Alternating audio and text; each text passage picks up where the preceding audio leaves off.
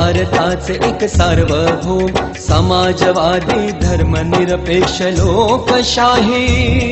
गणराज्य घडवण्याचा त्याच्या सर्व नागरिकास सामाजिक आर्थिक व राजनैतिक न्याय विचार अभिव्यक्ती विश्वास श्रद्धा व उपासना यांचे स्वातंत्र्य दर्जाची व संधीची समानता निश्चितपणे प्राप्त करून देण्याचा आणि त्या सर्वांमध्ये व्यक्तीची प्रतिष्ठा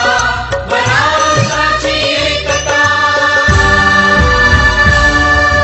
आणि एकात्मता यांचे आश्वासन देणारी बंधुता प्रवर्धित करण्याचा संकल्पपूर्वक निर्धार